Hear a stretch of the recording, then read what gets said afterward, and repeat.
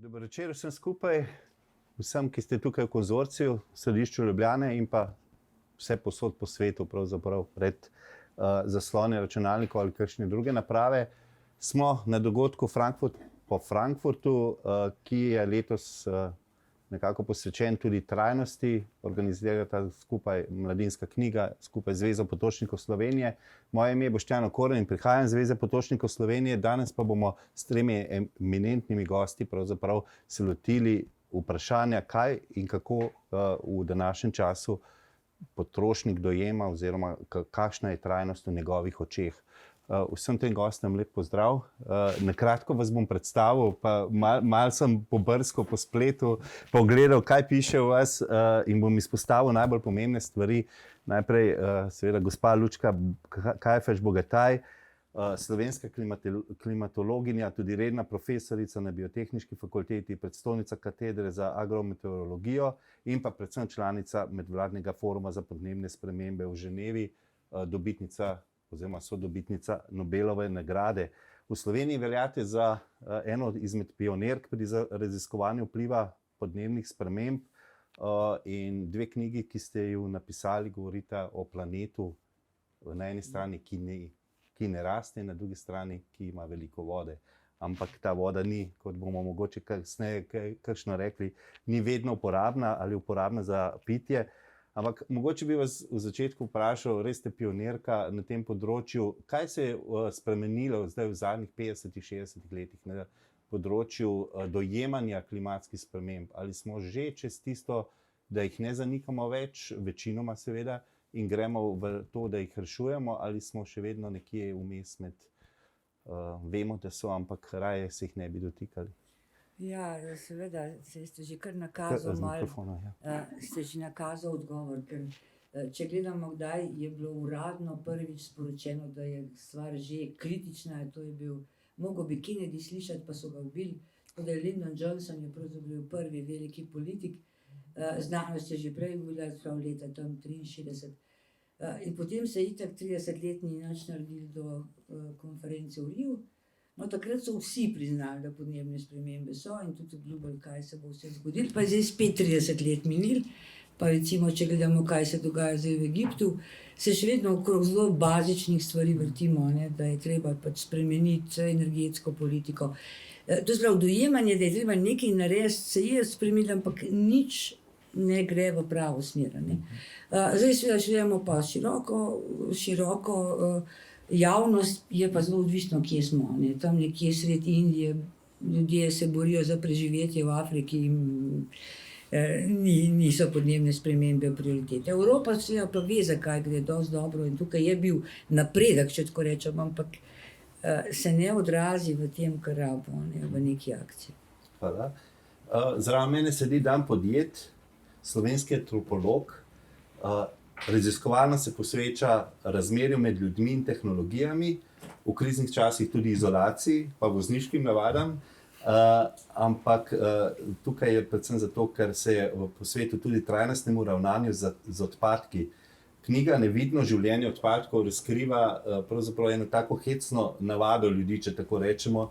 Ali lahko še kje najdemo takšno sobivanje, kot ga imamo ljudje odpadki, se pravi, vsi jih proizvajamo, hkrati si pa nikjer ne želimo videti. Ja, res je, in kar precej izrazov imamo, ki so s tem povezani, pa pomenijo še kaj drugega, recimo, da smeti pometemo pod preprogo, ali pa že meni je ta izraz zanimiv, ko sprašujete, kako odnos imajo ljudje po svetu s tem, ne? Da nekaj vržemo stran, rečemo. Tako, da primeš pa vržeš stran. In tudi Nemci rečejo wegwerfen, v angleščini se reče throw away. In meni je ta izraz zelo zanimiv, zato ker nič ne vržemo ponavadi, sploh ne stran, ampak položiš neko smet, a pa nekaj, kar si se ti odločil, da je smet, pod koš za smeti pod umivalnikom in potem še tiste smeti še enkrat vržeš stran v večji zabojnik pred hišo in potem pridejo smetarji in to vržejo stran in takrat te smeti izginejo. Meni je to zanimivo. Mi jih ne vidimo več, ampak dejansko se seveda ta kup neizmerno povečuje. In prav v zadnjih 10 letih se je kup odpadkov, ki jih proizvedemo dnevno na planetu, skoraj podvojil. In zdaj, če bomo šli s tem tempom naprej, in med pandemijo COVID-a smo šli kar resno naprej, ker proizvajamo še več odpadkov, zato ker se poskušamo zaščititi pred virusi, tudi hrano zaščititi, potem nas pač čaka to, da nas bojo zasuli odpadki. Zdaj, ali nas bo potolklo podnebje, ali nas bojo zasuli odpadki, vse problema sta pa seveda povezana en z drugim. Živimo v throwaway society, v družbi, ki meče stran. Tako, mogoče bi potem gospa Lučka napisala še 3. knjigo o planetu, Planet odpadek ali pa odpadkov. Boštjan Videmšek, zanimivo, vi da ste enak letnik, ne? Se pravi, prihajate iz enake generacije, dolgoletni novinarski poročevalec iz kriznih žarišč in pravzaprav je v ta krizna žarišča, če tako rečem, zdaj dodal še pač tudi podnebne spremembe, začel se posvečati obnovljivim virom energije in pa tudi njihovi možnosti, da te klimatske spremembe nekako z njimi spremenimo. V ta namen je potoval kar precej po svetu, napisal knjigo Plan B, kjer opisuje pionirje boja s podnebno krizo. Ali so te primeri nekaj, na čemer bomo gradili v prihodnosti in bomo dejansko lahko, so to temelji ali je to samo kapljica v morju? Dobro večer. Za sekundo bi šel nazaj k Danovih besedah o smeteh. Glavni pokrovitelj letošnjega podnebnega vrha v Kairu je Coca-Cola, ki je v lanskem letu proizvedla 120 milijard nepovratnih plastičnih plastenk. 120 milijard, odmeva ta številka. Seveda je plastika narejena iz fosilnih goriv. To pač, če se bomo v naslednjih 45 minutah pogovarjali o kopu, mislim, da tukaj ni več kaj za dodati. To je mnenje, preko fakta. Plan B je bil narejen pred pandemijo in seveda pred energetsko krizo in pred vojno v Ukrajini. 3 elementi, ki so močno vplivali na odnos tako politike kot javnosti, seveda tudi ekonomije, do tako imenovanega zelenega prehoda, karkoli že to pomeni v našem konceptu in kontekstu. In ko sem delal knjigo in ko sem s fotografom Matjažem Krivicem hodila po svetu in iskala primere že delujočih praks, dobrih praks v spopadu s podnebno krizo, je bilo že blizu tega, da je v nekih političnih elitah, ne glede na, kako bi rekel, ideološko podstat, recimo v Evropski uniji po zadnjih evropskih volitvah spomladi 2019 in tudi v Združenih državah, potem ko se je začelo sprejemati tako novi zeleni dogovor, se je kar naenkrat pojavila enormna količina, večkrat seveda helikopterskega denarja, ki je bil na voljo za številne projekte zelenega prehoda. In mi dva z Matjažem sva te primere iskala na neki grassroots ravni, na ravni skupnosti, na ravni angažiranih posameznikov, nekih novih podjetij, socialno, okoljsko in nasploh neko progresivno agendo. Nisva šla od zgoraj na vzdolj nasprotno. In sva najdla vrsto teh primerov praktično po vsem svetu. Večinoma sva se posvetila potem Evropski uniji, ker nam je to bliže in mogoče stvari tudi aplicirati tukaj in zdaj. Ampak se je vmes zgodil res, kako bi rekel, preobratno, kot že rečeno. V zadnjem četrtletju, torej od junija do konca septembra, ko so te finančna poročila prijavljena, sta dve naftno-plinski podjetji, Shell pa Total Energies, recimo, prijavljali zgodovinsko rekorden dobiček. In eno in drugo blizu 10 milijard dolarjev. V letošnjem letu, torej v letu 2022, bo dobiček fosilnega lobija 4 trilijone dolarjev. Zgodovinski dobiček, odkar pač ekonomsko izkoriščamo fosilna goriva, kar je, lahko rečemo, tako prek palca najmanj 150 let, je 22 trilijonov. Torej, 17-18% v enem samem letu. Kaj se je zgodilo v tem letu? Seveda, Rusija je sprožila agresijo na Ukrajino, to je sprožilo tako v politiki kot v trgovskih krogih na tržišču, recimo, no, v ekonomskih elitah, neke vrste paniko, na drugi strani pa priložnost. In z radikalnimi špekulativnimi ukrepi, mahinacijami so cene zrasle do neba. Predvsem, kar se tiče zemeljskega plina, so se začeli kjerkoli bi mogoče zelo oportunistično sklepati novi posli. In kot rečem temu, bi rekel v filmskem žargonu, imperij je vrnil udarec. Fosilni lobby je maksimalno, kolikor je mogoče vrnil udarec in je v tem trenutku stoji na trših temeljih kot kadarkoli. Nočem, bi rekel, vprašan sem bil, bi rekel, praktično po optimističnem upanju polnem odgovoru, že med pisanjem plana B je obstajala kognitivna, da ne rečem moralna disonanca. V tem trenutku kognitivne disonance praktično ni več, ker se je upanje tako skrčilo, da bi bilo že nemoralno govoriti o njemu.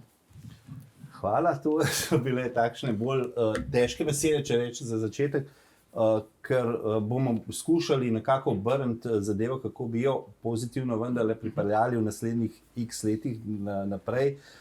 Ne povem, zakaj je pravzaprav Zveza potrošnikov lahko tukaj zraven potrošniške organizacije, namreč kljub temu, da nas imajo nekateri za neke organizacije, ki jahajo val potrošništva ali ga celo spodbujajo, pa dejansko mi z našimi testi, z našim ravnanjem, z našimi akcijami skušamo ljudi, ki si želijo in so potrošniki, osvestiti, da so potrošniki na pravi način.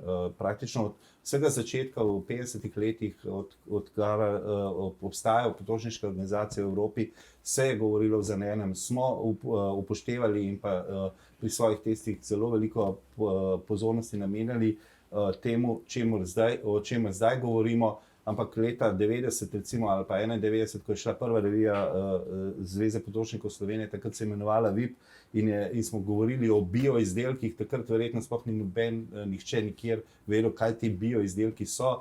No, 30 let kasneje seveda imamo zdaj izložbe polne bioizdelkov, kakršnikoli že so. In v zadnjih letih pa dejansko se ukvarjamo tudi z raziskavo na področju potrošništva, o eni od njih bom govoril kasneje. Bi pa mogoče povedal še to, da jaz poleg tega, da se nekako koordiniran testiranjem v Sloveniji, nekako te trajnostne teme obravnavam tudi na evropski ravni, v Evropski potrošniški organizaciji in pa predvsem organizaciji za standardizacijo strani potrošniških organizacij, kjer sodelujem tudi recimo pri nastajanju standarda za materialno učinkovitost, to so te trajnost, popravljivost in podobne zadeve, ki bi morale nekako iz druge strani mogoče pripomoči temu, da postanemo bolj okoljsko sprejemljivi, kljub temu, da še vedno ostanemo potrošniki. Sem pa naš pogovor danes zastavil na 3 temah, in sicer na odgovornosti korporacij, politik in pa potrošnikov. In začeli bomo s korporacijami. Korporacije pač izkoriščajo sistem, izkoriščajo možnost prostega trga, predstavljajo nove izdelke, z njimi uvajajo nove potrebe ljudi, ki mislijo, da pač brez določenih izdelkov se ne da več živeti. Kupujemo nove izdelke, ki pa so včasih ne samo škodljive okolju, tudi človeku se kasneje izkaže. In mi na naših testih to dostikrat ugotavljamo, skupaj s strokovnjaki skušamo ugotoviti, kakšne so te meje, ki bi bile še nekako zdrave, in te meje so običajno nižje od tistih, ki so zakonsko dovoljene. Potem vplivamo na zakonodajo, ki pa seveda traja, preden ta zakonodaja zares se začne uveljavljati, pa še takrat potem podjetja pogosto uveljavijo neke prehodna obdobja, pač zlobirajo in dejansko onemogočajo, da bi trajnostni izdelek ali pa človeku v okolju varen izdelek postal zares hitro dosegljiv. V zadnjih letih govorimo tudi o zelenem pretiravanju, to je tisto, kar sem prej rekel, vse je bio, vse je naravno, vse je trajnostno. Podjetje nekako, če malce pogledate, par let nazaj so to neki valovi, nekih modnih besed, ki se kar naenkrat pojavijo povsod, od prehrane do avtomobilov. Ta greenwashing, kot mu radi rečemo, dejansko izhaja iz tega, da imamo na trgu več kot 450 različnih zelenih trditev, med katerimi je velika večina seveda, ne bom rekel lažnih, ampak vsaj vprašljivih. in kako naj se potrošnik tukaj pravzaprav odloči. Podjetja pa to počnejo predvsem zato, ker trkajo na potrošnikovo vest in če se začne govoriti o trajnosti, morajo oni pokazati, da so trajnostni. Gospa Kajfež Bogataj, jaz bi najprej vas vprašal, vaša knjiga se pravzaprav bere kot učbenik. Jaz bi to vašo knjigo dejansko, če ne osnovno, pa vsaj srednjo šolo, pač dal res kot obvezno čtivo oziroma obvezni učni pripomoček. Dejansko zelo lepo rišete, kaj je težava, kako bi se jo dali reševati in na koncu se tudi vidi, kako je vse skupaj povezano, karkoli počnemo. Ampak kako to, da družba kot takšna ne prepozna enega zelo preprostega dejstva, da podjetja deluje egoistično, gredo za profitom in gredo, dokler res družba se ne upre ali pa da res nekaj ne postane za res okoljsko nesprejemljivo ali pa celo nevarno človeku. Kako to, da družba ne stopi nasproti temu? Ja, več je razlogov. Zdaj, seveda, multinacionalke, korporacije imajo denar tudi za reklame. Ne pozabiti, da to, da mi toliko kupimo, prihaja najprej kar 400, mislim, da v povprečju na dan reklamnih sporočil podzavestno dojamemo. 400, ne? Kdor pa veliko hodi po obvoznicah, pa po mestu, pa še verjeten 800. Ne da bi vedeli. To se pravi, to je že en podzavesten, že oni vejo, kako to do možganov pride. Potem seveda je ta neizobraženost do neke mere, recimo včeraj sem bila, sicer da tole prenašamo, v družbi 3 županov, ki so bili prepričani, da je električni avto nič emisijski. Da je s tem, ko recimo elektrificiraš promet, toplogrednih plinov ni. Avto električen samo za 2/3 je boljši, ne bom rekla, da ni. Ampak še vedno ima recimo 60 gramov na kilometer, ne izpustov. To se pravi daleč od ničle, pa kljub vsemu recimo po Sloveniji visijo plakati, kjer piše nič emisijsko. In tudi tukaj mi nimamo organa, recimo v nekaterih državah, to je Zveza potrošnikov, ki take ljudi prijavi in to je kazen taka na Danskem, recimo, da nikoli več tak plakat ne bo. Mi jih imamo, pejte ven pa pogledati. To se pravi, gre za neizobraženost, nimamo koordinatorja tega, ki bi to ustavil, recimo lažne reklame.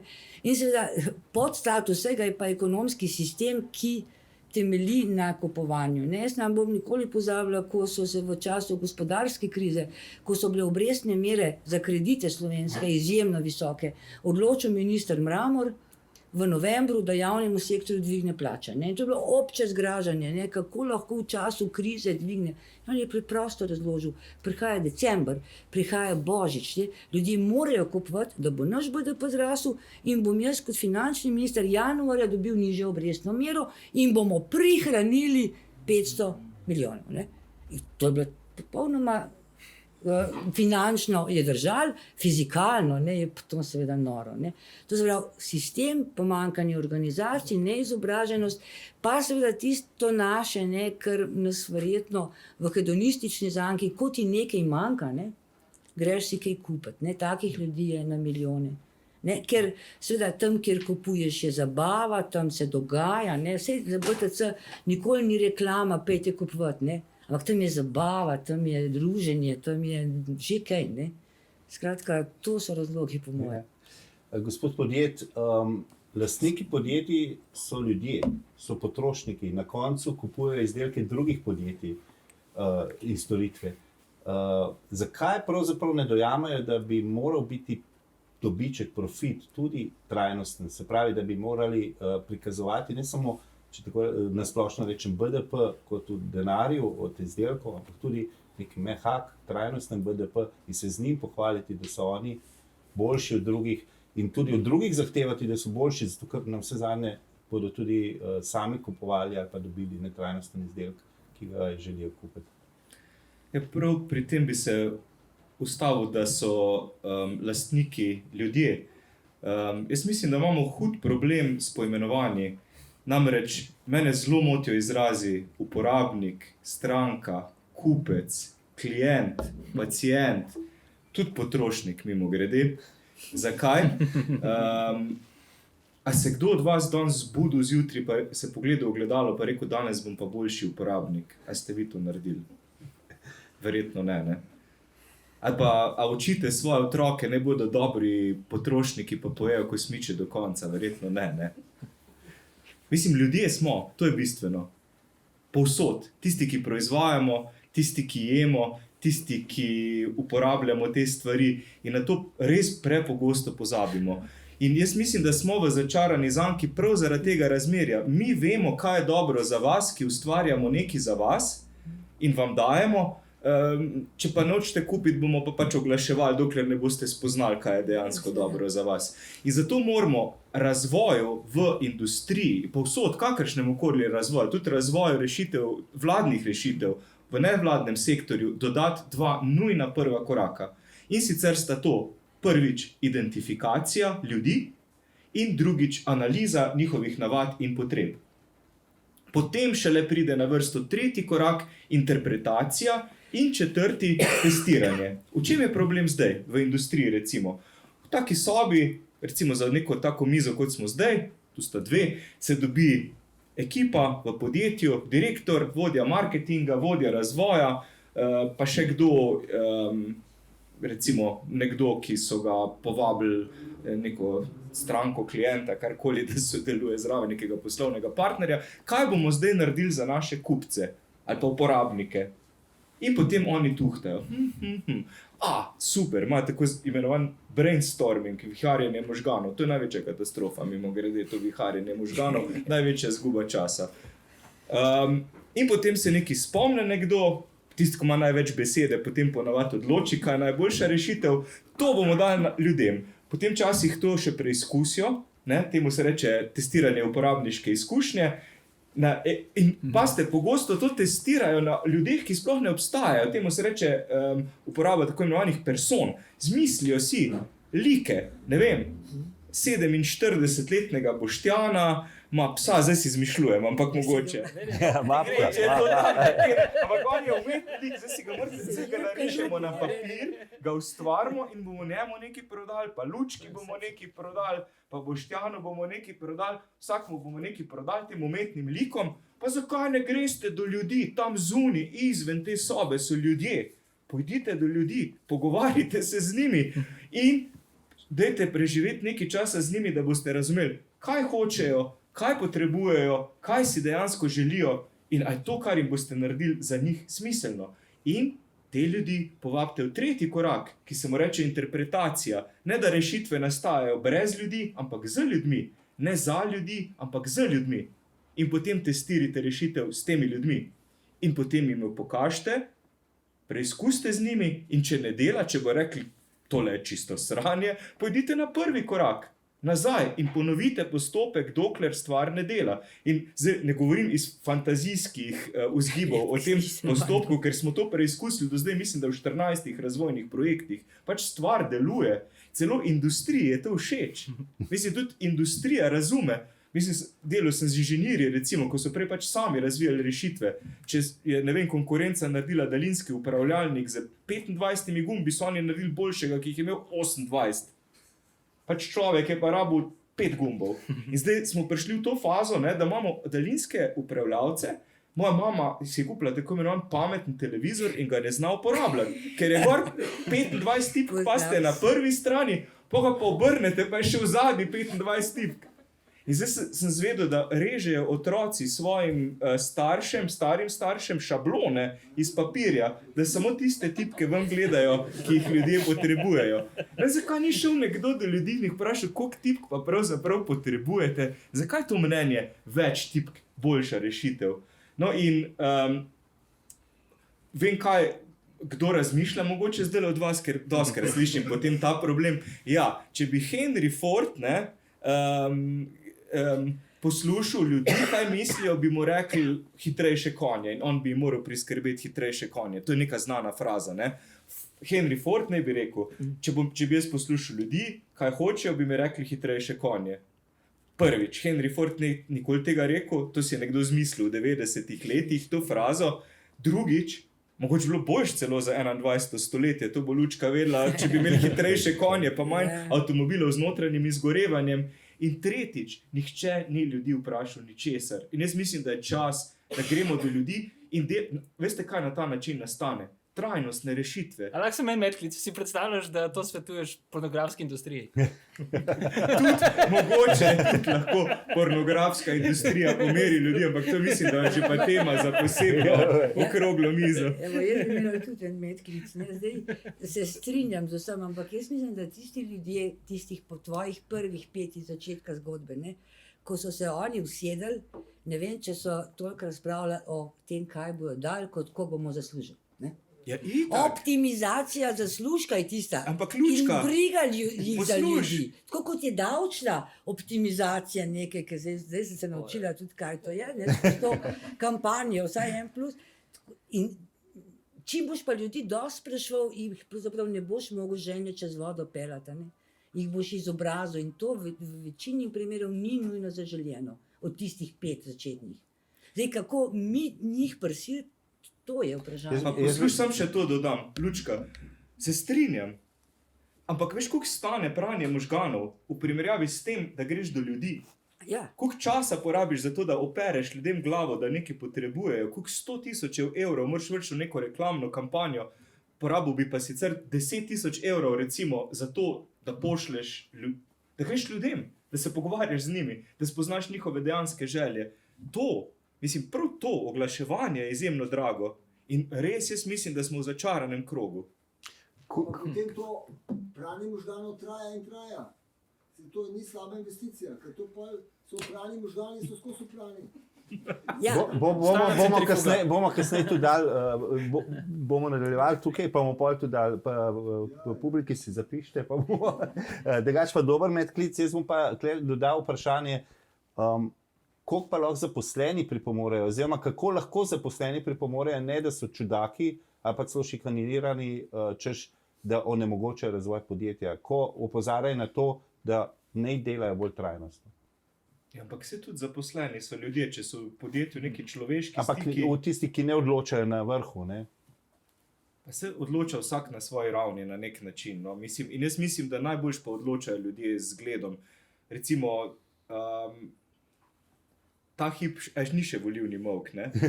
Tako da odločamo med drugim o predsedniku ali pa predsednici Republike Slovenije, torej v najvišji funkciji pravzaprav v tej državi. Jaz mislim, da taka oseba mora biti zgled, ne samo s svojimi besedami, ampak s svojim načinom, s svojim ravnanjem. In jaz mislim, da bi morali tudi po teh načelih zbirati direktorje ali pa tiste, ki so na odločevalskih pozicijah v državi. Ne vem, Jose Mujica se mi zdi en tak svetu zgled, torej urugvajski nekdanji predsednik od leta 2010 do 2015, ki je 90% svoje plače namenil za dobrodelne namene, vozil se s starim hroščem in pa s 60 let starim kolesom. Take direktorje si želim. Mislim, zdaj tu ni vprašanje, kaj si želijo, kako naj jim zaposleni to sporočijo. Kaki ne bodo direktori, skratka. In jaz mislim, če bi se direktori pripeljali v službo s kolesom, bi bilo že to pomembno sporočilo za zaposlene. Hvala. Boštjan, ob obisku teh podjetij in pa, ko sem bral te opise, se mi včasih zdelo, da želi nekdo si oprati vest. Ne, da bi zdaj drugače začel razmišljati, drugače delati, ampak gremo na čisto energijo, vsem, kaj proizvajamo z njo, samo da bo čista. Recimo, tipičen primer se mi zdel ta čista energija na Islandiji, kamor vozijo zdaj rudo iz cele Azije, zato da izdelujejo aluminij, ki je bolj trajnosten. Skratka, nič se ne spremeni, še celo več, transport je verjetno daljši, kot če bi se nekje vmes ustavili in ga izdelovali z manj čisto energijo. To je radikalen primer preomenjenega greenwashinga. Islandija je kle specifična, zaradi tega, ker zdaj že desetletja njena proizvodnja njene energije je 100% obnovljiva. Ampak seveda ob enormnem izkoriščanju vodnih virov in termalnih virov. In samo od 5, pa včasih malo več v hladnejših tednih, odstotkov proizvedene energije, ki je enormno porabijo islandska gospodinjstva. In te energije je na voljo enormno veliko. Zato je seveda, če gremo v obdobje pred 2008, pred finančnim zlomom, ko so tako islandski banksterji v bistvu oroženo pljačko izvedli na Islandiji, in dejansko v bistvu 20 ljudi uropali celotno državo, po, bi rekel, principih čikaške šole. Ne. In v tem času je bilo sklenjeno kar nekaj zelo lukrativnih pogodb z velikimi multinacionalkami. Dve izmed teh sta tudi dve največje proizvodnice aluminija na svetu. Ne.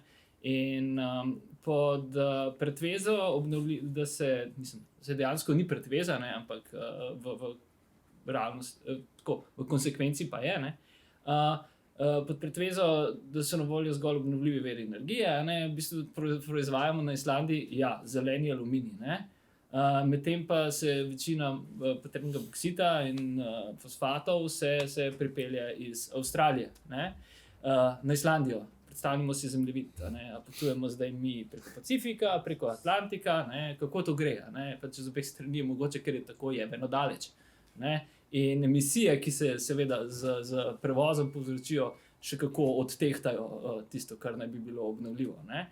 In to veliko podjetje, med drugim je tam tudi Rio Tinto, vse vemo o Rio Tintu, je zgradilo celo svoje pristanišče. Ne.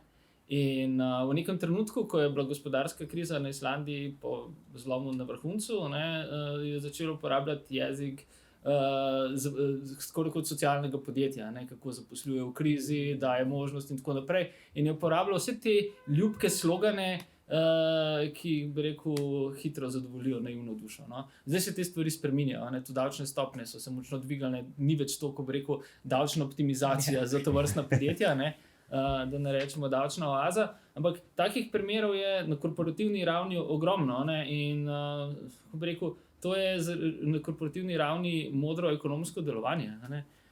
In odpustki so v bistvu religiozen koncept, se nekako v bistvu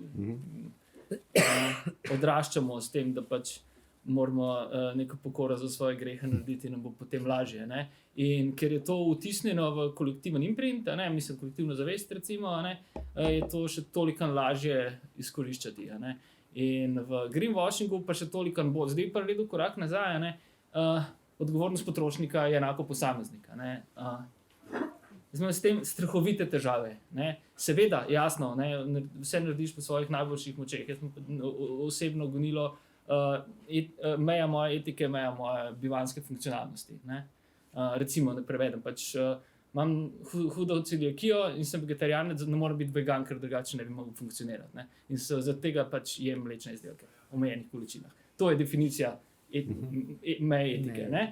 In se mi zdi, da je to nek self-restraint, samoomejevanje je ključ, na ravni potrošnika. Seveda ob agresivnem samo in sploh izobraževanju. Če pa to prevedemo v velike številke, v ekonomsko-političen svet, pa zgodba postane popolnoma drugačna.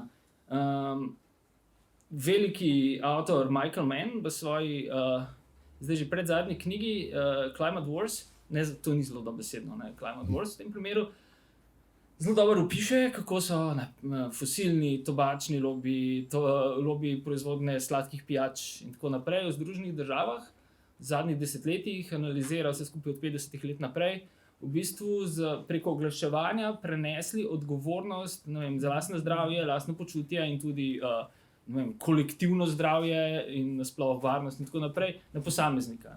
In tudi ona, jaz se z njim tukaj popolnoma strinjam, pove, da je to v bistvu zločin proti človečnosti.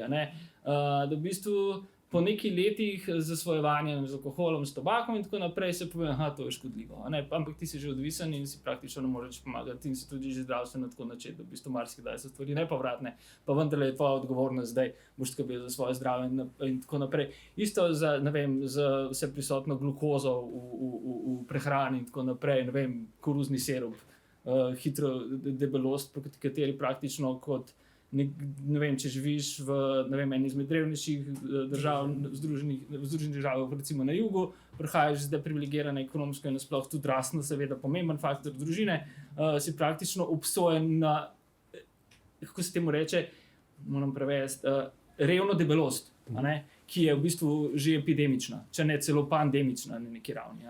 In to je prenos odgovornosti na posameznika.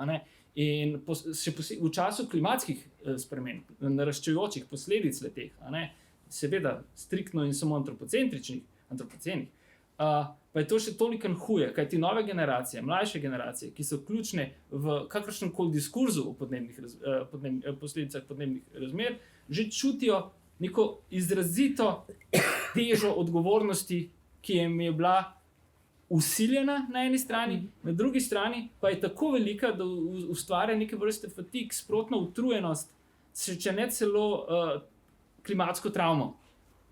Frustracija, ne?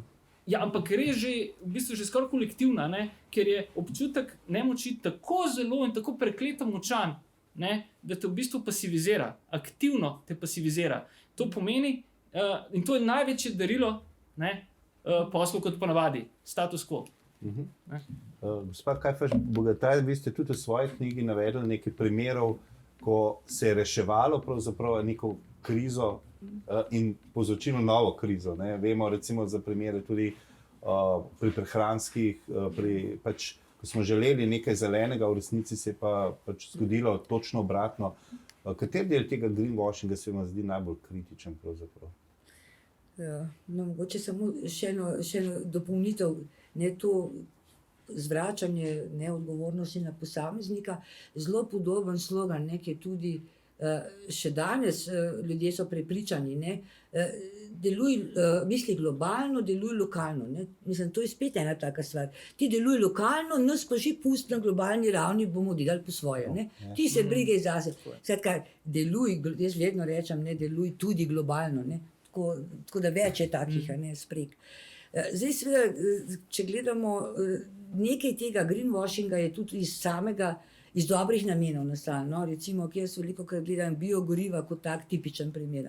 Sej, kdor se je biogoriva spomnil, ni imel tako zelo slabih namenov, ampak če gledamo reševanje podnebnega problema s pomočjo biogoriv, naredimo nove probleme. Ker biogoriva rabijo gnojila, rabijo zemljo, rabijo vodo, uničijo biodiverziteto. Tako da za en problem, ki ga malo rešiš, narediš tri druge. Zdaj, zakaj do tega pa prihaja? To sem tudi veliko razmišljala, ampak če gledamo zelo praktično življenje, kako ga imamo organiziranega po državah, pa če spet kar vzamem biogoriva. Zdaj, biogoriva bi imel minister za infrastrukturo čez, ker mora on goriva zamenjati. In tam na ministrstvu za infrastrukturo ne sedi kmetijski minister, on sedi nek drugje in dobi potem problem šele, ko preveč dušika Slovenija poraba. Skratka, nimamo resorsko gledanje in reševanje problemov, je rak rana. Pustimo zdaj še leve pa desne, ampak že tudi, če bi se vsi imeli radi, pa vsi z iste stranke prišli, to da dejansko, da kmetijski minister ne bi odločil, ne vem o čem, ampak če gledamo recimo hrana je povsod, tale Ukrajina nas mogoče bo bolj tepla na krožniku, kot pa v peči. Ampak to je zdaj stvar, ne vem, obrambnega ministra ali koga. Skratka, potem pa velikokrat, ko sem jaz spodbujala, da bi imeli recimo za podnebne spremembe neke horizontalne organiziranosti. Ja, pa rečejo, vse horizontalna je pa vlada. To se pravi, ko na vladi sedimo, so pa vsi zraven, ampak takrat sigurno ne razpravljajo o takih fundamentalnih zadevah, ampak rešujejo požare, pač krize, ali pa karkoli je tisti teden prišlo, ali pa in ne pridemo dosti naprej. Tako da ta greenwashing ali pa te se mi zdijo najbolj tragični, ki so iz, bi rekla, dobrih namenov, tlakovanja. Zdaj unica slavi pa seveda. Samo to prepoznavanje, tukaj bi dejansko jaz, ko ravno o zvezi potrošnikov govorimo, ravno organizacijo, ki bi ljudem to pomagala. Jaz se na avte že spoznam, ampak ko mi bojo pa recimo farmacevti prodajali nekaj, pa pojma nimam, verjetno je res to zeleno, pa zikrni. Skratka, kako pomagati ljudem, pa s tem, da se ne sprete popolnoma z industrijo pa trgovino. Ja, tukaj pa kar pazimo, moram reči. Bom malo reklame naredil, dejansko testiramo kar veliko izdelkov in pazimo, da nas seveda te korporacije ne povozijo, ker bi nas rade povozile. In tukaj pač k sreči obstaja sistem akreditacij v laboratorijih, ki nam omogoča, da za svojimi rezultati stojimo. In mislim, da je to zelo en tak pomemben prispevek pri našem delu v družbi, se pravi, da so naše stvari res neutralne in pa neodvisne. Če se marsikdo niti ne dojame, ker ne dojame, ne razume se, ne poglablja, kakšna je razlika med tem, da neko podjetje naredi raziskavo ali pa če to raziskavo izvede potrošniške organizacije.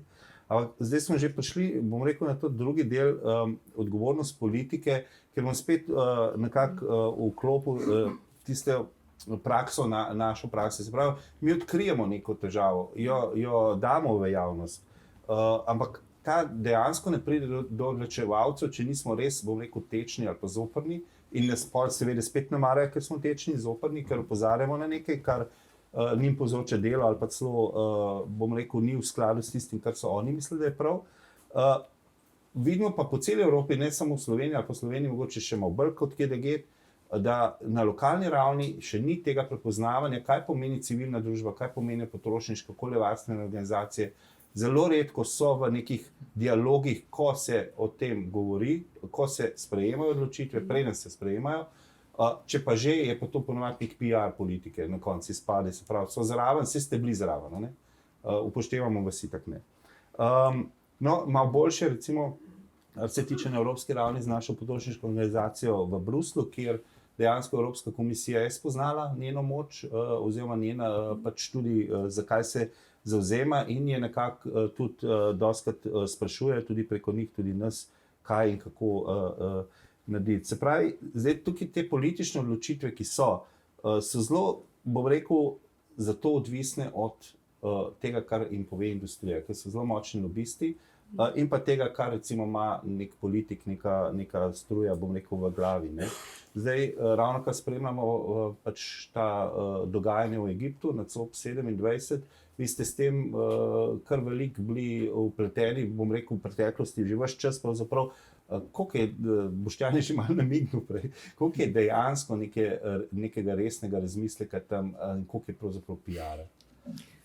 Mislim, to je sejem, veste, če bi zdaj šli kje, tu so stojnice, tam v istem hodniku bo eden premog propagiral seveda na bolj fin način, na drugi strani bojo znanstveniki s svojim štandom, kjer bo rekli, bokvar, vse je dovoljeno, vse je odprto, vse je imenu demokracije in pogajalci pravzaprav sploh po moje, zlasti mlada generacija, ne, ker zdaj se je to tudi že zamenjalo, ne dojamejo resnosti trenutka. Pa bom dala eno primerjavo, ne, recimo 1. november, ne. Spomnite starejši, kaj je bil 1. november, to je bil grozen praznik, jaz spomnim, ne, pa resnost, pa ob grobu, sveče, pa potem se je pogovarjali, koga so tam, kdo je v grobu, pa kdo ni sploh v grobu. Skratka, to je bil en tak, za mene, pravzaprav prav en traumatičen, ampak je bil namenjen razmisleku o mrtvih. Danes čevapčiče pečejo, ne, na pokopališču, to je žur, to je samo to, da nimamo še marijačijo od kako v Mehiki, da ga na grob še muziko pripeljaš. Ampak to je zelo dobra primerjava z kopom. Ne? Kaj so bili kopi nekoč, ker dejansko je bil problem, danes je pa kot rečeno, vse lahko gre. Ne? Na tu 10 stopinj topleje 1. novembra, ne? Ja. To je v kontekstu, ne? No, lahko tudi rečemo, da zato čevapčiče pečejo. Ne, ampak hočem povedati, resnost stvari je všla. Ne? In tukaj jaz vidim pač, da je Organizacija Združenih narodov, ki bi morala to resno zagotavljati, ne? Neka inštitucija, ki je tudi čas ušel. To je bilo narejeno leta 1945, ko je bila recimo to, da imaš ti zastavico spredaj, izjemno pomembno, ne? Da je plapolala zastava in da so 30 del. Ne? Danes vsa svinarija iz tvoje zastave gre k sosedu in ti dobiš še od vseh sosedov CO2 recimo. Ampak organizacija, ki na ta način deluje, jaz sem suveren in moja pač beseda je zadnja, ne? Vodi, da se ne zmenimo. Ne? In potem, seveda, ker se ne morejo zmeniti, je dobrodošlo, da se to dogaja.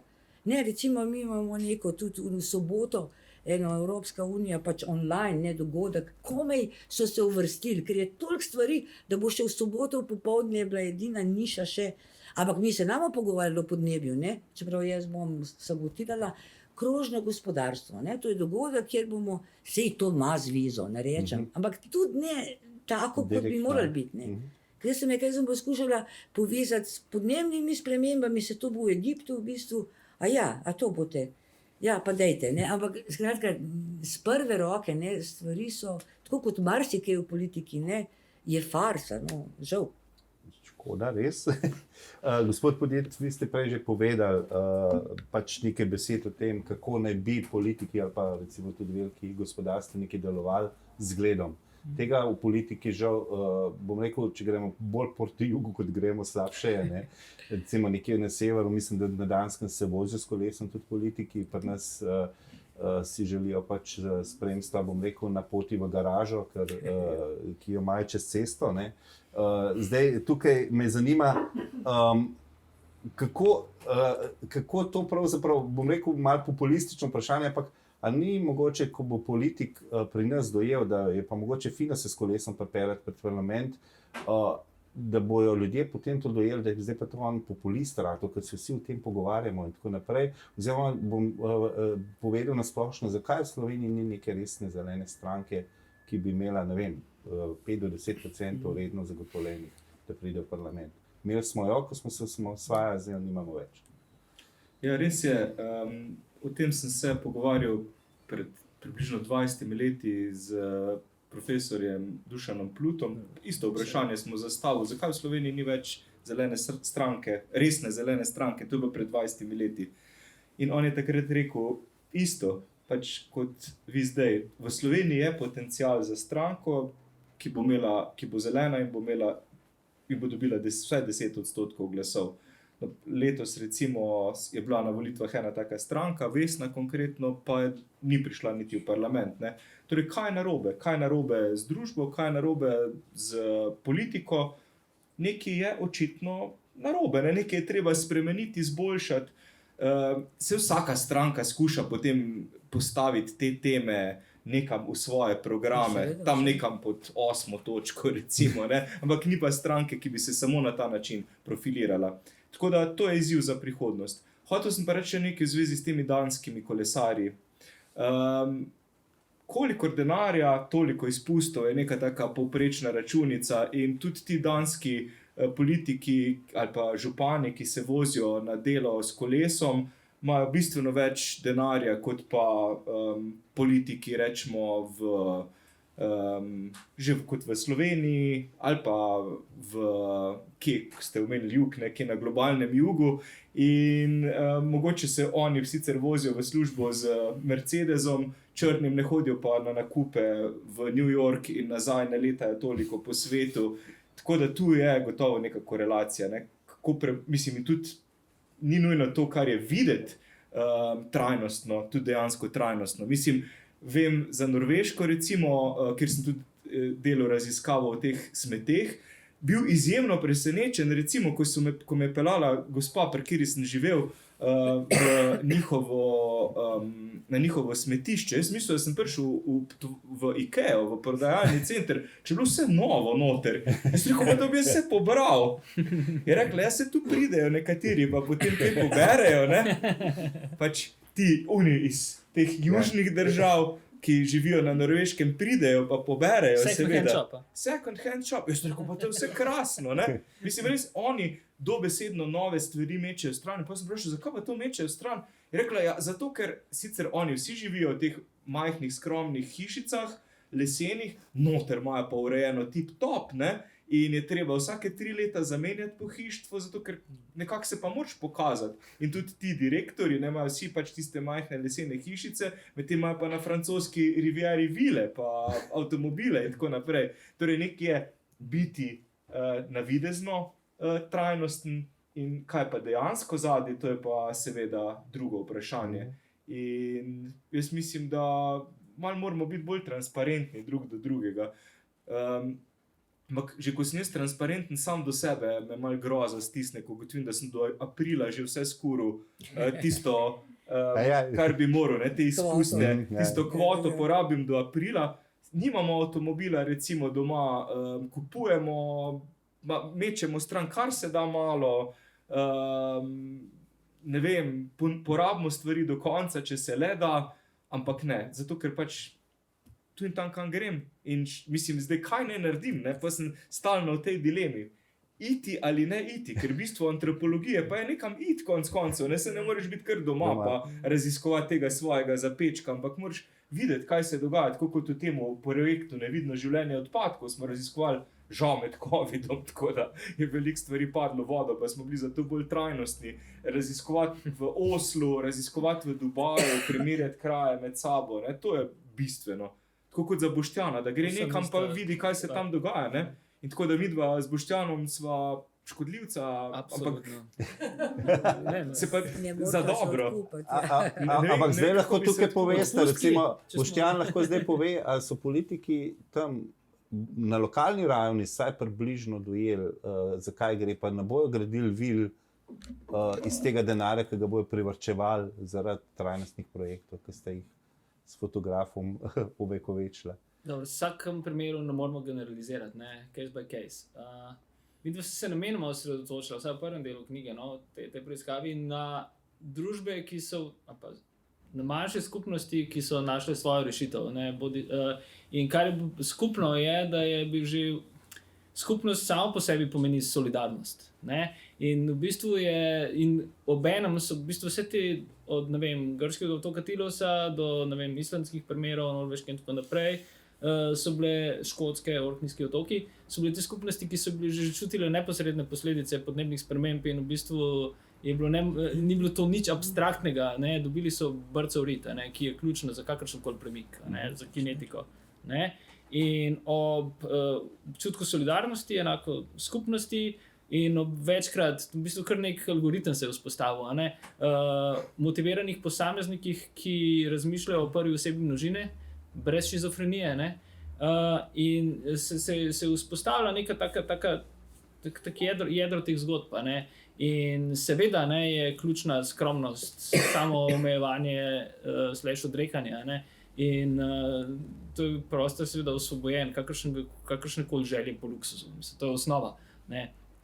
Če nimaš teh stvari razčiščenih, potem ne moreš delovati skupnostno navzven, ne? Potem si bi rekel res sam svoj otok, ne?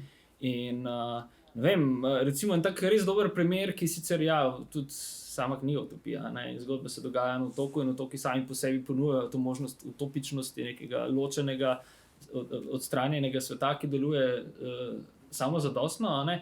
Vendar, ne, grški otok Tilos v Dodekanskih otokih je bil prvi otok v Sredozemlju, ki je bil energetsko samopreskrben, seveda z obnovljivimi viri, z hibridno sončno-vetrno elektrarno in tako naprej, ampak še veliko pred tem je bil prvi otok, na katerem je prepovedan lov, je bila izpeljana prva istospolna poroka, še predtem je v Grčiji to postalo zakonito, je bil prvi otok, ki je obnovil antične poti, je bil otok, ki je imel izvoljenega nepolitičnega župana, ki je bil zdravnik, ki je po koncu vojaške hunte fašizma v Grčiji sredi 70-ih let prišel na otok, ker je hotel nekam iti, ker kamor ni hotel iti nihče drug. Ne? In je v bistvu iz demografske, ekonomske ruševine vzpostavil skupnost, ki neskončno dobro deluje, in ta isti otok, Tilos je letos pomladi postal tudi prvi zero waste otok v Sredozemlju. Tako da brez spremembe družbene in ekonomske paradigme je vse ostalo nesmiselno. Ne? Tehnologija, ki ni dala čez, bi rekel, ali pa usporedno ni doživela družbenega razvoja, se vedno lahko iz orodja spremeni orožje. Ne? Ni dovolj zgolj tehnologija. TechFix je nevarna praznina. Ne? Če se družba ne spremeni, potem se ostalo brez veze. Družba pa je enako skupnost. Ne? In preko COVID-a in pandemije smo že doživeli nekaj, čemur sam rečem asocialno revolucijo. Ne? In ta asocialna revolucija je še dodatno atomizirala že tako atomizirane ostanke družbe. Ne? Mislim, da se, bi rekel, gospa Margaret Thatcher zelo dobro počuti, ker se je nekaj let, 10 let morda kasneje, njena prerokba sama uresničila.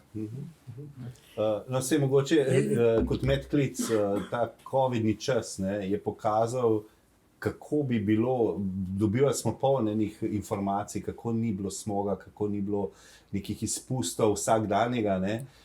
Hkrati se začeli porajati neke ideje, da zdaj bomo pa čisto drugače živeli, ne.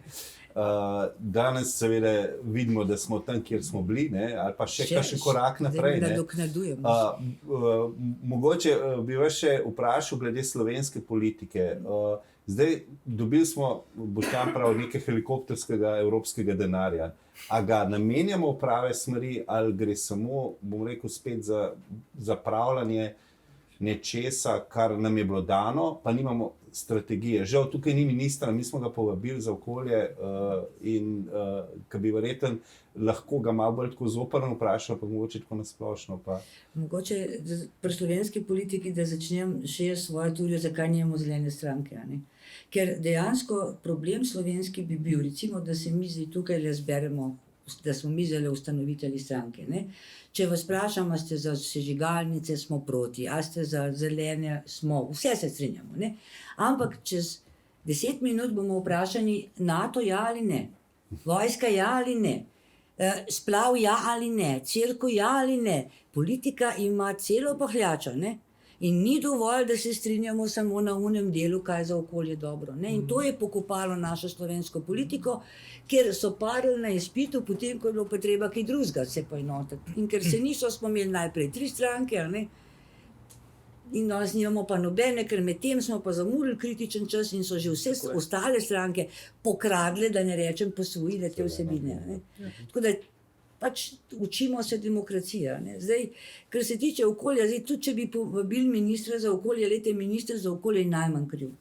Ministrstvo za okolje ne vodi politike onesnaževanja. Vodijo gospodarski minister, vodijo infrastrukturni, so jo vodili, če tako rečemo. Tako da tlele je že to gledanje, da bo okoljski minister reševal okolje, zelo napačno. In smo spet pri tem, da ni okoljski, bi rekla, del. Vse so imeli medresorska usklajevanja, ampak na koncu seveda je povozil okoljskega ministra, tisti minister, ki je bil močnejši, tudi fizično včasih celo, ne samo. Vedeli se je pa, kako so se delila ministrstva. Najmočnejše stranke so dobile tisti pa noben ni maral, na koncu spomnite, ki je Karl izvisel in pa okolje dobil. To je najšibkejša oseba je dobila okolje in ne moremo pričakovati v slovenski politiki, da bo okoljska problematika na začetku. Tako da to je ena stvar. Zdaj, druga je seveda, da imamo smolo, da dejansko smo razdvojeni nekako desne, leve, sredine po moje sploh nimamo v Sloveniji, in desni pol je antipodnebni pol, kljub vsemu. Ne zanikajo več, da podnebne spremembe so, ampak se jim ne zdijo pomembne in ne razumejo niti povezave gospodarske rasti koncepta s podnebnimi spremembami, oziroma noče razumeti. Zdaj, levi pol je pa, kako bi rekla, mogoče v kakšnih idejah zelo naiven, ker je tudi tukaj treba računati na kompromise, sploh pa v situaciji, kakršni smo. Veste, načelnost je takrat, ko ti narediš neko podstat skupno, potem gremo pa v detajle, ne pa z detajli začeti. Tako da jaz ne vidim pri nas profesionalnosti v politiki, to je največji greh. Imamo oportuniste, imamo take vernike, in imamo ad hoc ljudi, ki nenadoma tako imenovane nove obraze pridajo. In ta kombinacija je za dolgoročne strategije okoljske slaba. In nobenega ne moramo izpostaviti, da ta je pa kriv, da smo tam, ko smo, ampak kombinacija vsega tega. Seveda smo pa volivci tisti, ki to podpiramo, da te 3 tipe vse čas dobimo, nove obraze, skrajno leve pa skrajno desne. Tako da, kot je Boštjan rekel, če kot družba ne bomo dozoreli, kot volivci, bomo imeli več ali manj podobne probleme. Zdaj, vprašali ste me za evropski denar, seveda Evropa ima denarja, denar itak nikoli ni bil vprašljiv, veste, denarja je bilo na tone, tudi takrat, ko so rekli, da ga ni, če si ga hotel dobiti. Ampak seveda, kako ga porabiti, ko je helikopterski, ko moraš ti recimo brez javne razprave v 2 mestih narediti 400 strani, ko ga boš porabil, smo pač napisali ali pa so napisali, kar so napisali. K sreči Evropa potem da popravni izpit. Tako da zdaj napisano je drugo. Ampak dejansko je hudo, ko prideš na raven občin, kamor ta denar gre, ko posebnih idej ni. Če se spet vrnem na včerajšnji dogodek, denarja bo še in še za podnebno nevtralnost, ampak ne dojamejo ljudje, kako ga porabiti, niti nimajo kadrov, kako ga porabiti. To je tudi ena velika rak rana. Za dober porabiti denar moraš imeti dobro ekipo. To ne more župan predsednik, pa predsednik stranke. To so inženirji, družboslovci, vsaka občina 10 mladih zagnanih ljudi, da se bo denar sploh porabil. Ne pa, da bo to naša Eva delala, ki zna dobro angleško, veste. Mislim, Pa to je Zdaj, že zelo te- dodana vrednost resnici. glede ja, na ne, raven, na lokalni in ravni. to gledanje, ne, da so podnebne spremembe, nekaj za zraven. A ne, imamo že vse, ki imajo v službi, zdaj bojo pa to še zraven delati, ali pa ti zelen prehod. Zato smo tam, kjer smo, a ne, nismo zreli. No. Smo pa, smo pa nekako, imamo srečo, da živimo v takem okolju, kot živimo, smo znani kot zelena država in celo v določenih primerih izstopamo mogoče se tega niti ne zavedamo. Bom šel zdaj na tretjo točko, se pravi odgovornost potrošnikov, pa bom skrajšal ta svoj uvod z izsledki ene raziskave, ki se mi zdi zelo zanimiva. Dejansko smo vprašali ljudi, kako trajnostno oni živijo. Se pravi, to je njihovo mnenje in ugotovili, da je Slovenija za Avstrijo, Francijo na tretjem mestu med, mislim, da je bilo 14 državami, med njimi so tudi Španija, Italija, Belgija in tako naprej, Nizozemska, Danska in podobno, kjer imajo slabšo percepcijo o tem, da so oni trajnostni. Seveda je vedno, ko to vprašaš, vsak bi bil trajnostni, tako v tem si. Ampak mi smo ugotovili, da vendarle so ljudje bili kritični do sebe. Priznali so, da jejo rdeče meso in da se ga ne bodo odrekli, temu pa ne. In priznali so, da se vozijo z avtom in se tudi temu ne bodo odrekli. Se pravi, saj ta del, ali jih še ni, bom rekel... To je bilo trdo izsiljeno priznanje. Ja. ali se jih še ni dotaknil, ne? Se pravi, da dejansko še ne dojamajo, da je to pomembno za trajnost, ali pa dejansko očitno so iskreno odgovarjali. Pa bi mogoče vas vprašal, gospod Podjed, zakaj pravzaprav vsa trajnost, o kateri zdaj govorimo, in pa ta rast, zakaj pravzaprav ne moramo več živeti tako kot pred 20-30 leti, pa mogoče za Slovenijo bolj 20, ko smo vendarle prišli že v to dobo obilja, če to tako rečem, ko smo že dobili vse, kar smo pravzaprav si želeli, preden smo se osamosvojili. Danes pa kupujemo še več. Pa takrat nam je že kar dobro šlo. No? Zakaj je pravzaprav se nikoli ne ustavimo? Jaz se spomnim tistega obdobja iz 80-ih, takrat še kot otrok in najstnik, ko je bila največja želja tam nekje za mejo, Milka čokolada, pa Kinder jajčka in tako naprej. Pač to je tisto, po čemer smo hlepeli, zdaj imamo to in spet nismo zadovoljni. In to je pač zelo človeško, da te ne moreš zadovoljiti svojih potreb, ker vedno obstajajo nove. In to, kar ima sosed, seveda potrebuješ tudi ti, ne? Ni nujno, da je sosed čez mejo, lahko je v sosednji hiši in če tega nimaš, boš skrajno nesrečen. Ampak jaz mislim, da imamo hujši problem, pa bom šel čist malo nazaj k tej globalni politiki, ki je s tem povezana, kako mislim te interese in potrebe držav in posameznikov uskladiti na nadnacionalni ravni. Jaz kar naprej začenjam brati eno knjigo, pa zmeri znova neham brati, pa spet začnem. Naslov pa je The Ministry for the Future, torej Ministrstvo za prihodnost, ki zelo spominja na neko ministrstvo, ki naj bi nastalo v prihodnosti, za zdaj še neznani, Ministrstvo za solidarno prihodnost, ki naj bi ga Slovenija dobila, kar je odvisno verjetno od rezultata referenduma. In tista knjiga se začne z eno zelo tako tragično zgodbo, ne vem, če ste jo brali, ampak gre za zgodbo v Indiji, kjer so se temperature v prihodnosti, rečemo leta 2025, neizmerno povečale in cela populacija nekega mesta, kjer opisuje ta prvoosebni pripovedovalec, kaj se je dogajalo, mora iti v jezero in se tam dobesedno skuhajo. On je edini, ki preživi to grozo in po tisti grozoti se najprej Indija sama odloči, da bo reševala problem z posipavanjem nekih snovi v atmosfero z letali, ki vzletajo ves čas, zato, da bi se vsaj začasno temperatura v Indiji zmanjšala. Potem cel svet protestira, kaj pa vendar počnete, saj smo se dogovorili, da tega pa ne bomo počeli, da v atmosfero ne bomo posegali, ampak to govorijo tisti, ki so na hladnem, dokaj hladnem, ne? V Sloveniji ali pa na Danskem ali pa kjerkoli, ne? Kaj zdaj delate Indijci, niso tam. In samo tisti, ki doživi to grozo, lahko razume, kaj se je tam pravzaprav dejansko zgodilo. In jaz mislim, da smo res prvič na svetu smo totalno povezani s pomočjo tehnologij, torej in hkrati totalno atomizirani, res se uresničuje ta prerokba Margaret Thatcher, družba ne obstaja, obstajajo posamezniki, moški, ženske, družine, družbe ni. Sploh pa ni svetovne družbe. In če dalje bolj imam občutek, da enostavno ljudje nismo sami sposobni rešiti te tragedije skupnega, Tragedy of the Commons, kot je temu rekel Garrett Hardin leta 1968, na globalni ravni. Na lokalni še ja. Mislim, jutri grem v Drašiče, ne vem, če poznate to vas v Beli krajini, če še niste bili tam, res pač krasna vas, ki ima eno posebnost.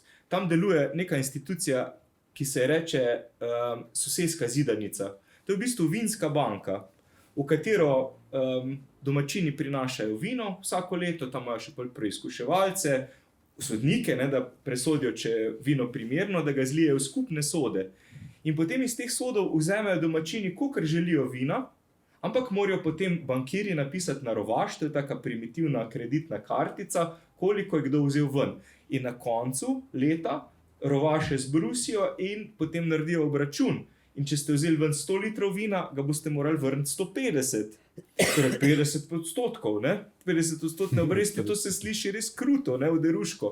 Ampak vse viške prodajo in jih porabijo za obnovo cest, za čiščenje potokov, za pleskanje gasilskega doma, za kako veselico, pa za to, da banka deluje. In recimo tu pred nosom, teh zidanic je bilo včasih na ducate v Beli krajini. To je primer tega, da, tako kot je rekla Elinor Ostrom, Nobelova nagrajenka za ekonomijo, rekla Hardin, nimaš prav. Tragedijo skupnega ljudje znajo rešiti, ampak na lokalni ravni. Ok. Oni so rešili, recimo s sistemom, kako si deliti vino, kako upravljati z nečim, kar je skupnost. Se zdi krasen primer.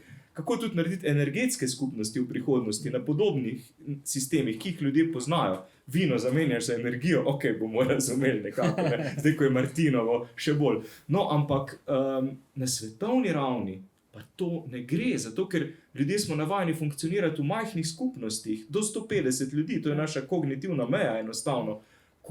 Na svetu nas je pa 8 milijard. Kako upravljati 8 milijard ljudi? Zdaj, malo šali, malo pa tudi zares, če dalje bolj razmišljam, da bi bilo mogoče bolje, če vladanje planetu prepustimo umetni inteligenci in da se mi posvetimo lokalnim problemom, umetna inteligenca ne pa rešuje te globalne probleme, ker mi očitno, ne na kopu, ne druge, konsenza ne bomo dosegli. Ker če bojo oni hodili tam, pa en prodajo premog, drug bo pa mahal z zastavicami, a pa znanstveniki, da bojo tam nekje v enem kotu pametovali, da se naredi iz tega cirkus, namesto da bi bila to resna debata, kako doseči konsens. Na ta način to ne gre. Zato mogoče res drži to, kar pravi James Lovelock v knjigi Nova cen, pa že v prejšnji Rough Ride to the Future, ki je prevedena tudi v slovenščino, torej težavna pot v prihodnost. Ljudje, nič, zaprimo počasi štacuno, bodite veseli, naredili ste nekaj lepega, novega, novo obliko življenja, ki je utemeljena na siliciju, namesto na ogljiku, vi pa lahko počasi in mirno in tiho odmrete. In pustite vladanje neki drugi inteligenci, ki bo znala mogoče manj čustveno, a bolj razsodno ravnati s planetom. In doda nova evolucijska stopnja je, da postaneš informacija. Ja, tako. Že zdaj smo tako, informacija, po večini. Kako pravzaprav, Boštjan, ste vi opazili, da so ljudje sprejeli te trajnostne rešitve tam, kjer ste bili? Ali je pravzaprav bilo to spet, bom rekel, en odpustek, češ delamo enako, ampak na boljši način? Ali se tudi čutili, da mogoče so se nečemu odrekali? Oziroma, ali je nujno, da se pri teh stvarih sploh čemu odrekamo? Različno, ne? Recimo dober primer so Orkneyski otoki na severovzhodu Škotske, ki so bili še v 90-ih letih, kot se reče, poslednja vukojebina. Bili so ekonomsko, demografsko pustošeni, nihče ni hotel tam živeti, tam je sicer tudi zares težko živeti, kot je eden najbolj vetrovnih delov sveta. Precej neugodne bivanjske razmere, ne? Potem pa se je ugotovilo, tudi z razvojem tehnologije, da je mogoče nekako z uporabo naprej vetra spremeniti tako lokalno ekonomijo, kot seveda energetsko generacijo. In so bili ljudje skeptični, večinoma kmetje, ki gojijo ovce in ječmen, največ. So to tako pač tradicionalno blago zavrti, niso bili ravno nared za hitre spremembe. Ampak zaradi primerne zakonodaje in tudi hitrega dobička so ugotovili, da se jim to splača. In v bistvu 70 velikih farm je postavilo vetrnice, ki so obstale na vetru, v bistvu postale nemudoma praktično vir dobička za te farme. Poganjali so cele farme, ljudem je ostala še energija, ki so jo dajali najprej nazaj v grid, v daljnovod, mislim v omrežje, ki pa je hitro postalo nasičeno. Zato, ker je bilo omejeno, kapacitete niso bile dovolj velike. Ker kapacitete niso bile dovolj velike, se je potem razmišljalo, recimo, da bi se obnovilo, izboljšalo podmorsko povezavo z Škotsko, pa je to bilo izračunano, da bi bilo predrago in da bi trajalo predolgo časa. Potem pa se je s poslovno iniciativo, ki je tukaj izjemno pomembna, začel proizvajati z presežkom energije zeleni vodik. Obstaja vodik in obstaja zeleni vodik. Smiselno se pogovarjati izključno samo o zelenem vodiku. To je zelo podobno kot pač, recimo žena razmišljala, da bi imela električen avtomobil, ampak dokler energija, ki bo ta avtomobil poganjala, ne bo zelena, se mi zdi to pač. Stevensonovi čas. Tako rekoč strel, ja, tako. Ali pa tudi neke vrste strel v koleno, poslovno. Sem želel omeniti, da boste kupila sončne celice, pa sem se spomnil na celici, tako da smo spet tam, ne? Če smo začeli z odpadki, mogoče na zaključku lahko omenimo tudi to, da je nevidni svet tistega, odkoder prihajajo izdelki, tudi pomemben. Vrtanje nafte ni nek način, bom rekel, to ni v krajih, kjer bi si želeli preživljati dopust, na naftnih poljih, recimo. Zdaj bo silicij je zelo podobno, še tisto, kjer videla sta zelo lepo opisala, kako je to, kakšen ta pogled na to slano jezero, ki ga seveda kamioni uničujejo in vrtanje uničuje. Se pravi, tudi tega dela mogoče se ljudje premalo zavedamo, odkot prihaja tisto, kar imamo doma. Seveda, ves čas je treba to spremljati, razumeti od litija do redkih kovin in mineralov in tako naprej. In treba je gledati predvsem oskrbovalno verigo. Recimo pri litiju je ta zdaj v bistvu že v dobrih 2/3 v kitajskih rokah in je to že zdavnaj postalo geopolitično vprašanje. Še več varnostno vprašanje. Dodajmo čipe, imamo Tajvan, je to mogoče naslednja vojna. V bistvu se dogajajo dogajajo se tektonski premiki, ki jih kot novinar pa nekdo, ki razmišlja ta svet, poskušam razumeti skupaj z neko okoljsko preobrazbo. Ampak te stvari so toliko močnejše, da sledno potiskajo vedno, nikoli se ne prebije na vrh prioriteta. Ampak da se vrnem na Orkneyske otoke, ki se tukaj nekako imajo neko podobnost s Slovenijo, pač precej zavrt prostor je, tak, pa na drug način samo všečen s plemenskimi nastavki, tribalističen je. Skoraj bi rekel, da malce endogamen. In ko se je izkazalo, da se zelena energija splača, je to kar naenkrat se je, bi rekel, prostor odprl, oportunistično, zadovoljno. In to se je pokrilo s trenutkom, ko je Evropski center za raziskavo in razvoj pomorskih energij prišel na Orkneyske otoke, ki imajo eno največjih plimovanj in stalno visoko valovanje ob vetru na svetu. In tam začel razvijati tehnologijo za pridobivanje električne energije iz plimovanja in valovanja, kar je, kako bi rekel, naslednja velika stvar morda. Tam samo v nekem malem zalivu, recimo, dejansko majhnem zalivu je kapaciteta 4 gigavate, kar je približno 7 jedrskih elektrarn Krškega, zgolj iz plimovanja in valovanja. To je dejansko lahko nova velika stvar, seveda v podobnih geografijah, in tam, kjer je seveda veliko valovanja in plimovanja, recimo na Karibskih otokih, marsikje na Karibskih otokih. In z razvojem teh tehnologij so prišle nove službe, na popolnoma, bi rekel, v nerazvitem okolju sta bili odprte 2 univerze. Prva univerza v Združenem kraljestvu, ki se ukvarja izključno in samo recimo z raziskovanjem obnovljivih virov in tako naprej. In tja so začeli prihajati mladi navdušenci, aktivisti, znanstveniki in to je postala izrazito živahna, intelektualno vibrajoča skupnost, privlačna, celo na nek način erotična v tem, ker te ves čas drži po konci, nova znanja, razvoj in tako naprej. In to se mi zdi čudovito. In to, zgodilo se je pa v bistvu se skupaj manj kot 10 letih.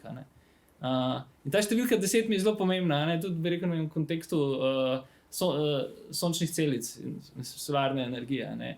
10krat ceneje, 10krat bolj učinkovito v 10 letih.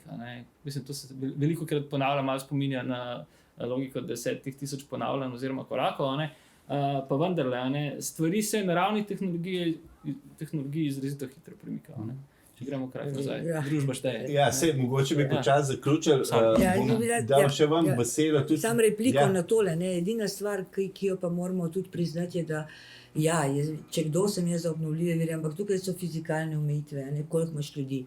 Tebi lahko na otoku, koliko je tam prebivalcev? Recimo 20,000, če pa površino, ti ne moreš mest, ko se ti nagnete 10 milijonov ljudi, da ni obnovljivega vira, ki bi te držal po konca. Tako da zato otoki fizikalno gledano super gledajo. Tudi Slovenijo, če bi želeli Slovenijo oskrbeti, da mi živimo tako kot zdaj le, ampak samo na obnovljive vire nam zmanjka prostora praktično, moramo Muro, Dravo, vse zajeziti. Tako da gostota prebivalstva je marsikje omejujoča. Tega se mogoče nismo čisto za konec dotaknili, da pravzaprav veliko teh projektov, ki je, da so povezani s tem, da bomo čistejšo energijo, ampak še več energije pridelali, recimo fuzija je tudi ena od teh, ki se sploh nismo dotaknili, ker pride šele čez 30 let mandat. Čez 5. Tukaj je in deluje neverjetno veliko zasebnih primerov. Smo zdaj družba, ki se je odrekla temu, da bomo začeli na veliko varčevati z energijo, ker bomo itak dobili pa obnovljivo energijo, ki jo je pa polno. Ne, to se ne izide, ravno to hočem povedati. Ne izide se na otokih, izide se mogoče v Afriki, kjer je sonca dovolj, pri nas, tam, kjer največ ljudi živi, se pa žal ne izide. Zato je tudi tak problem in mi moramo najprej razpoloviti energijo, ki jo rabimo, potem razmišljati šele o tem. Hišo najprej izolirati, potem dajati solarne celice. Mi bi pa obratno. In mogoče mene pa zmotil ta izraz odrekanja. Prosim, ne uporabljati te besede, ker poglejte, recimo... Sem prekinil na srečo. Ja, recimo, ker če bomo to govorili, ne bo dobro, ker če zbolimo za diabetesom, pač ne jemo več sladkorja. Se mi odrečemo sladkorju? Ne.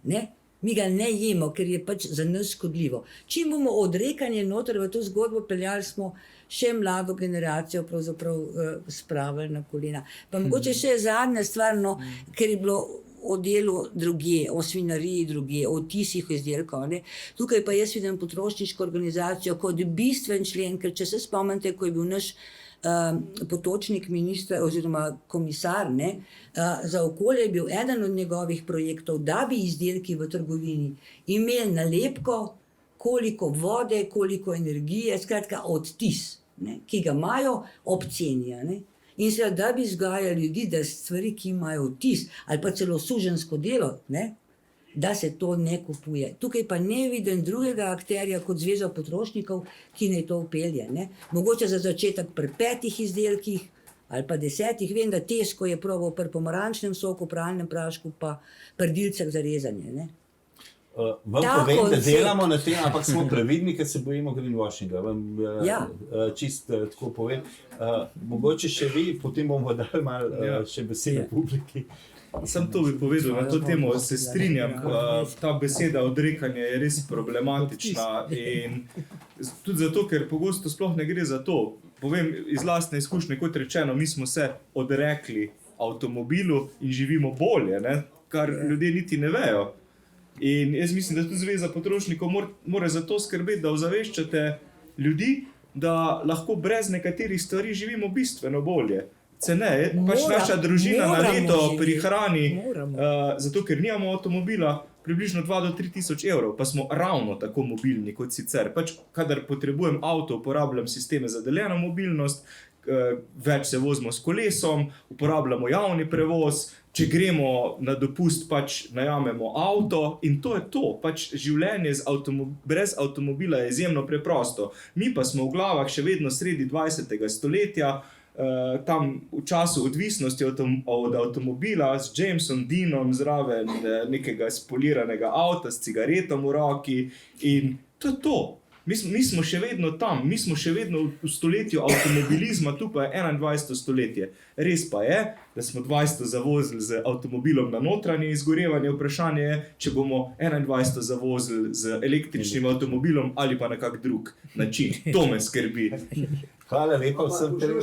Bom takoj vam dal besedo. Podeželje rabi avto, pa nas nažalost ne gre drugače. To je samo v mestu možno. Sam še to dodam. Ta rešitev, tako kot vse rešitve, seveda ni za vse. Zato moramo razvijati rešitve po meri ljudi. In tudi, kadarkoli o tej temi govorim javno, zaradi ničesar me ljudje tukaj ne zmerjajo, kot zaradi tega, da jim rečem karkoli v zvezi z avtom.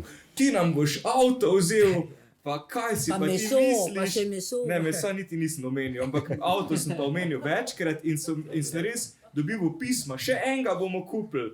Zato, ker imamo že zdaj 3, pa še bomo imeli 4, ker avto pa rabimo, ne?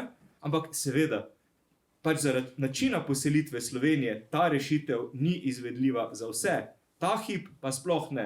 Če se bojo razvili sistemi za deljeno mobilnost tudi v manjših mestih, če bo več, ne vem, koles na voljo, če bo za izposojo, če bo boljši javni prevoz, mislim, v Ljubljani je javni prevoz, iskreno povedano, tudi ta primestni res slab, ne? Ker morate čakati na avtobus pol ure, pa to za neko prestolnico ni v redu. Mislim, seveda ne morajo biti rešitve za celo Slovenijo takšne, ampak za mesta pa so lahko. Jaz govorim ta hip zdaj za mojo situacijo in se mi zdi res narobe ta misel, ko je rekla Lučka, da se jaz čemorkoli odrekam. Ravno nasprotno, jaz ogromno prihranim. 2 do 3 tisoč evrov letno naša družina prihrani, ker nima avta.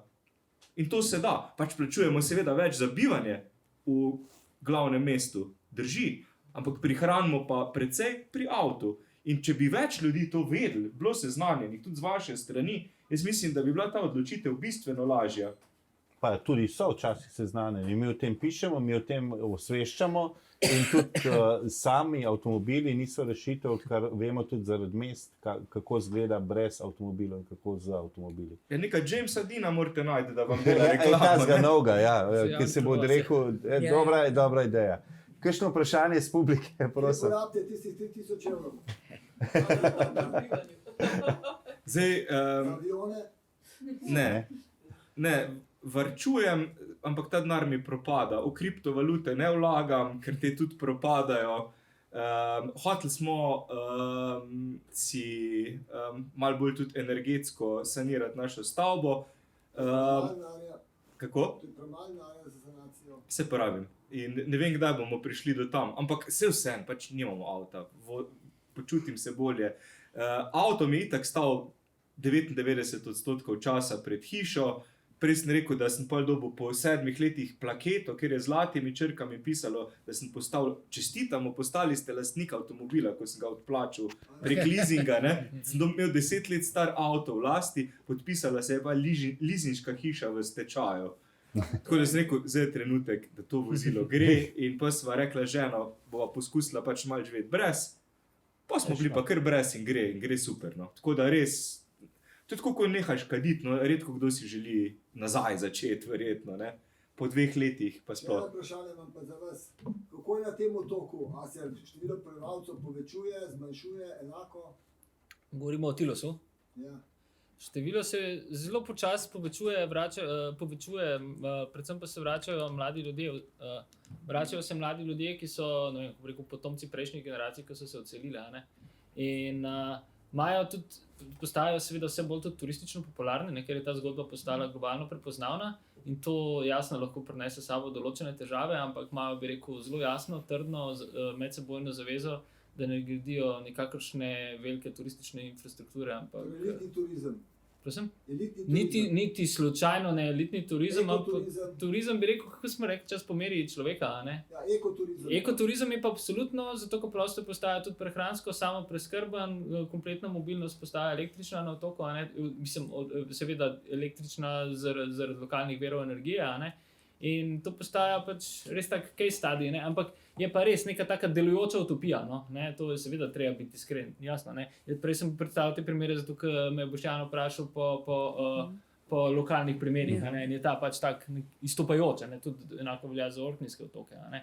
Je pa eno stvar bi dodal, no, če ste že vprašal po Tilosu, ne? Jaz sem šel na Tilos prvič, ko sem šel, nisem šel zaradi obnovljivih virov energije in te zgodbe, ne, njihovega uspešnega zelenega preboja. Ne. Šel sem zgodaj leta 2017, ker pač čas odprte balkanske begunske poti, ne, in dolgo leta sem seveda spremljal migracije in begunske poti, jih prepotoval nič kolikokrat gor in dol, vse mogoče. A ne. In se je Tilos pojavil pač med mojimi veri, sem slišal, da je pač edina zgodba, ki pa res dobro deluje. A ne? In je tam skupina, takrat se je že delalo tudi na tem energetskem preboju in tako naprej, a ne? Skupina ljudi, ki je peljala, če smo prej govorili o družbi, skupnosti in solidarnosti, ne enako etiki, je oblikovala nekaj, čemu se je reklo Tilos Hospitality Center, center dobrodošlice. Ne? To je bil otok, na katerega ljudje niso prihajali namenoma, ampak se nahajajo geografsko ravno na taki lokaciji, da je tam bilo zelo veliko brodolomov, predvsej skalnati obali, a ne? In so bile skupine ljudi, ki so na otoku, ki so reševale naplavljene begunce v resnici, a ne? In jih nemudoma sprejele kot svoje sovaščane, sootečane, sodržavljane. In mnogi so že naslednji dan dobili možnost dela. Otroci so šli nemudoma v šolo in ves čas so tudi med begunci iskali učitelje, zdravnike in tako naprej. In ti so se neverjetno hitro, da tudi to je mogoče, izven UNHCR konteksta, a ne, ki je bil zelo neugoden, a ne, in evropske oklepajo proti begunske politike, neverjetno hitro in uspešno vključili v skupnost. In tudi to, v bistvu mi je bilo to izhodišče, da sem potem tisto zgodbo energetsko samopreskrbe toliko bolj verjel, ker je bil ta solidarnost je bila že tam. A ne? Ja. Še kakšno konkretno? Še nekaj, kar se tiče tistih naših poslancev, zakaj se ne vozijo s kolesi. Zelo smešno, ampak pred parlamentom ni nobenih stojal za kolesa. So postavljali. So se šolani, jih je cel kup kolesaril mimo parlamenta. Nasprot parlamenta so. Ja, to mora biti frej, pol zraven so, ne? Mi tukaj nala se nismo niti zelo konkretno v rešitve, kot je bolj trajnostni ali pa boljši javni prevoz. Tukaj je jasno, da Slovenija mora narediti cela Evropa korak naprej. Da je treba narediti infrastrukturo za pač tiste, ki pač del infrastrukture obvlada industrija, kot so ta kolesa ali pa izposoja avtomobilov. Kar se tiče kolesarske infrastrukture, to še ni tam, kjer smo. Sreč gre veliko zelenega denarja, zdaj vendarle kolesarske steze. Skratka, nismo se toliko želeli dotakniti teh konkretnih primerov, kot bolj globalno pogledati zadevo, ali bomo lahko živeli globalno, nasplošno kot potrošniki, tudi bolj trajnostno, brez da, bom rekel, nam pade kakovost življenja. Ja, hvala. Tako da se vam zelo zahvaljujem tudi za tole razlago odrekanja in neodrekanja. Tudi mene se je zataknilo, ker sem to besedo uporabil, ker zaboli. In jaz mislim, da lahko tukaj tudi zaključimo zdaj. Zahvaljujem se vam za vaš čas, za vaše odgovore. Vi, ki se vozite s kolesom, kakšne so te steze? Nikakršne, samo črto potegnjo luknje na pločnik. To je infrastruktura, ja. Jaz sem sada na kolesu velik in vem, da je katastrofa. Tako da bi tukaj jaz zaključil, če imate mogoče kakšno zaključno misel, ki smo mogoče kaj pozabili, drugače pa najlepša. Ukradajo bom lučki, odrast in besedo odrekanja prevedimo v manj in to je rešitev. Manj je najlepša beseda. Manj je več. Tako, hvala. Hvala lepa vsem.